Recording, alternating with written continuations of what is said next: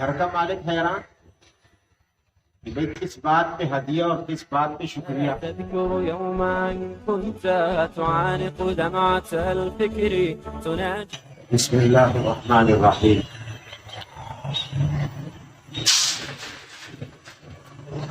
دروازے پر دستک ہوئی.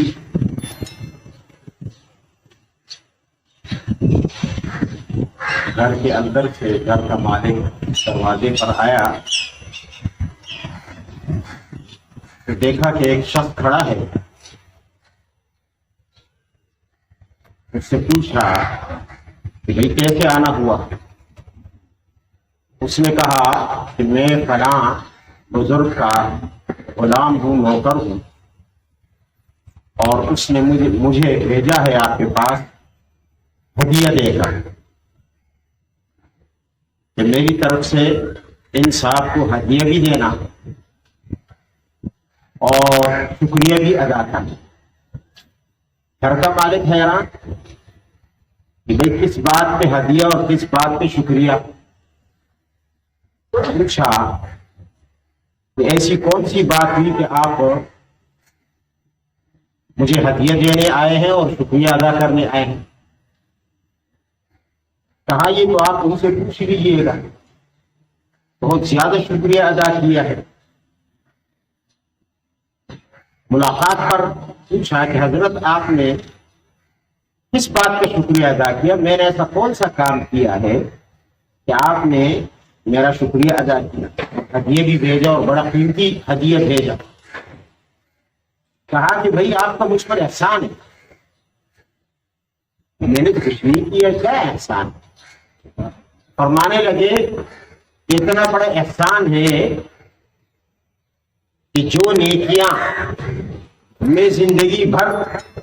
بڑی محنت کر کے نہیں کر سکتا تھا، نہیں کما سکتا تھا، آپ نے ایک جھٹکے میں وہ ساری نیکیاں میری جھولی میں ڈال دی. حضرت میں نے تو ایسا کچھ نہیں کیا. کیسے میں نے ڈھیر ساری نیکی آپ کی جھولی میں ڈال دی؟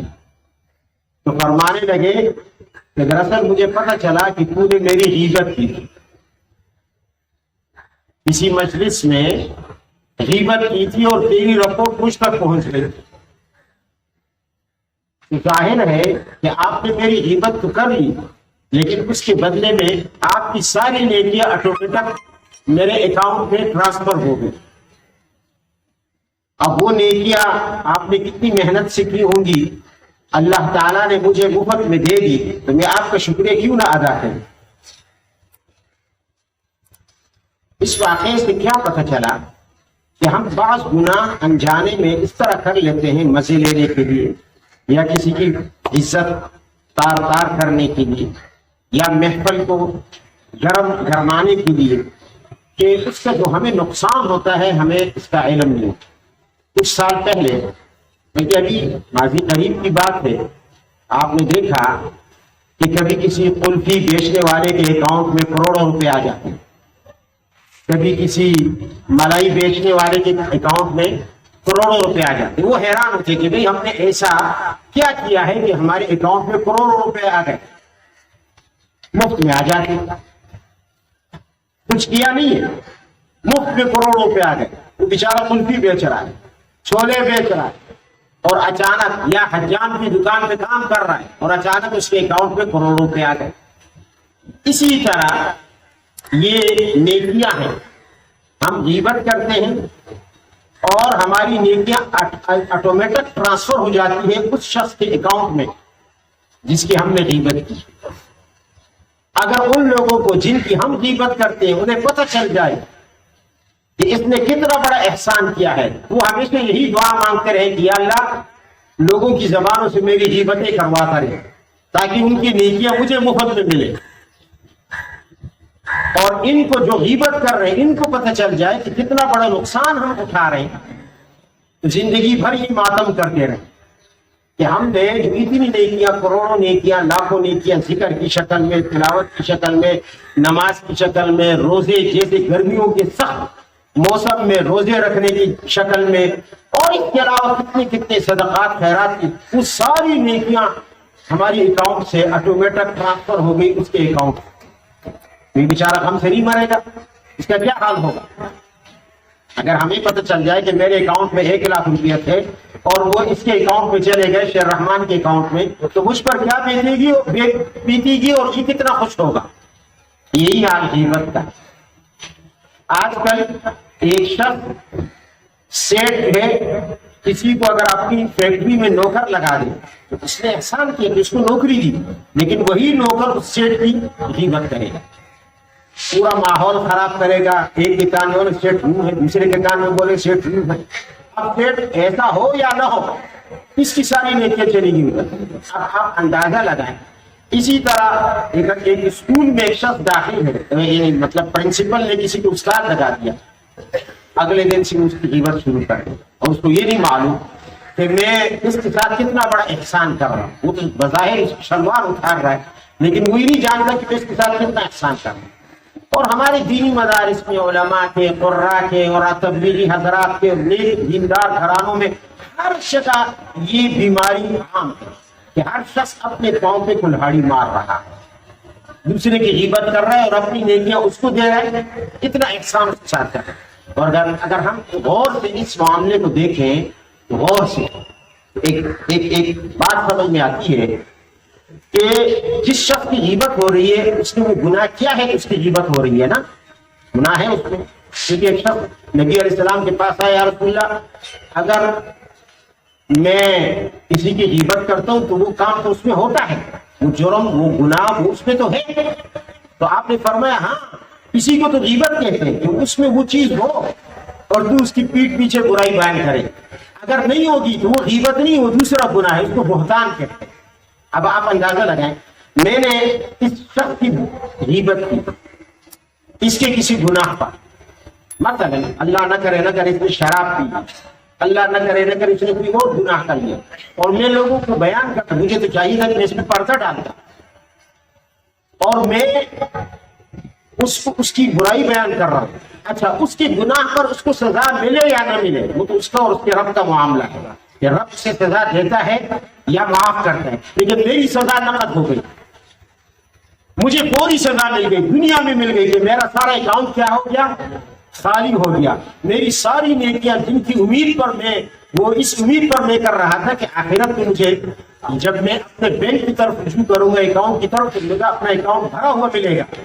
میں نے وہ سارا اکاؤنٹ اس کے اکاؤنٹ میں ٹرانسفر کر دیا۔ اب آپ بتائیے اس کو سزا ملے نہ ملے، غیبت کرنے والے کو کوئی سزا دے، یعنی اللہ کو یہ غیبت اتنی آپسند ہے۔ اسی لیے نبی علیہ السلام نے کیا فرمایا، الغیبت اشد من الزنا، غیبت زنا سے سخت، کیونکہ زنا دو بندوں کا معاملہ ہے، لیکن غیبت جو ہے یہ پورے معاشرے کو زہریلا کر دیتا ہے۔ آپ ایک ادارے میں کام کر رہے ہیں، آپ شیخ کے خلاف بات کر رہے ہیں، آپ ادارے میں کام کر رہے ہیں، آپ اپنے بڑے کے خلاف بات کر رہے ہیں، اس کا نتیجہ کیا ہوگا، پوری فضا مسموم اور زہر آلود ہوگی، لوگ ایک دوسرے سے بدگمان ہوں گے، نفرتیں پیدا ہوگی، شیطان خوش ہوگا۔ شیطان کا کام یہی ہے کہ انسانوں میں توڑ پیدا کرنا، یفرقون بہ بین المرء وزوجہ، شیطان اس پر بہت بڑا خوش ہوتا ہے، اور غیبت انسانوں میں توڑ پیدا کرنے کا بہت بڑا ذریعہ ہے۔ اسی لیے نبی علیہ السلام نے فرمایا الغیبت اشد من الزنا، غیبت زنا سے سخت، ایک تو اس وجہ سے، دوسرا اس وجہ سے کہ زنا سے اکاؤنٹ خالی نہیں ہوتا، ایک آدمی نے زنا کیا بہت بڑا گناہ ہے، اس کو سزا بھی ملے گی، کوڑے بھی لگیں گے، رجم بھی ہوگا، لیکن اس کا اکاؤنٹ خالی نہیں ہوگا۔ غیبت سے اکاؤنٹ خالی ہو جاتا ہے، غیبت سے اکاؤنٹ خالی ہو جاتا ہے۔ تیسری بڑی وجہ نبی علیہ السلام نے فرمایا کہ غیبت جس نے کی کسی کی، اگر اس غیبت کرنے والے نے توبہ کی، اول تو اللہ معاف نہیں کرے گا جب تک کہ وہ صاحب غیبت نہ معاف کرے، جس کی غیبت کی ہے حالانکہ اس کی گناہ پر کی ہے، قیامت میں جب تک وہ نہ معاف کرے اللہ نہیں معاف کرتا۔ لیکن فرض کر لیں نبی علیہ السلام نے فرمایا کہ ایک شخص نے توبہ کر لی غیبت سے، دنیا میں توبہ کر لی، یا اللہ میری توبہ، فرمایا اس توبہ کے باوجود اس کی سزا یہ ہے کہ جب لوگ جنت میں جائیں گے، یہ اربوں خربوں انسان، کربھا خرب انسان، آدم علیہ السلام سے لے کر اب تک کتنے لوگ جنت میں جائیں گے، یہ سب سے اخیر میں جائیں گے، یہ کھڑا رہے گا حشر کی گرمی میں جلتا رہے گا، یہ سب سے اخیر میں جائے گا۔ اور فرمایا کہ اگر بغیر توبہ کے مر گیا، نبی علیہ السلام نے فرمایا بغیر توبہ کے تو سب سے پہلے جہنم میں جائے، یعنی جہنم جانے میں جلدی ہے اگر بغیر توبہ میں کے مرا، توبہ کر کے مرا تو جنت جانے میں سب سے لیٹ، سب سے اخیر میں جائے۔ تو یہ نحوست کب ہے؟ ہم کسی اور کی بے عزتی کرنے میں فخر محسوس کر کے مجلس گرمی کے لیے، لذت کے لیے، زبان کو، اپنے دل کو، نفس امارہ کو وہ خوشی پہنچانے کے لیے اور دوسروں کی تذلیل کے لیے ہم مجلسوں میں غیبتیں کرتے رہے، حالانکہ اس شخص نے ہمارے ساتھ کچھ نہیں کیا یا احسان بھی کیا، پھر بھی ہم اس کی جو ہے بے عزتی کرتے رہتے ہیں۔ آپ اندازہ لگائیں کہ یہ ایک ایسی بیماری ہے جس سے کوئی طبقہ، نہ دیندار نہ بے دین، نہ عالم نہ جاہل، نہ قاری نہ عام شخص، نہ کوئی مطلب فاسق فاجر، نہ کوئی تبلیغی، کوئی شخص اس مرض سے پاک نہیں۔ اور یہ بہت ایسا مرض ہے کینسر کی طرح کہ جو جانے سے نہیں جاتا، اس کے لیے بہت محنت کرنے کی ضرورت ہوتی ہے۔ اللہ سے دعا کریں کہ اللہ ہمیں اس گناہ سے پاک کر دے۔ ہم نے اب تک جو غیبتیں کی وہ کی، اللہ معاف کر دے، اور جن کی وہ بھی ہمیں معاف کر دے، لیکن آئندہ کے لیے ہم احتیاط کریں کہ بھئی ایسا نہ ہو کہ ہم جس سہارے پر جی رہے ہیں اور اس امید کے ساتھ ہم نیکیاں کر رہے ہیں کہ نمازیں پڑھ رہے ہیں، روزے رکھ رہے ہیں، تراویح رکھ رہے ہیں، کہ ہم قیامت میں یہ ہمارے اکاؤنٹ بھرا ہوا ہمیں ملے گا اور یہ ہمیں پار لگا دے گا، اور ایسا نہ ہو کہ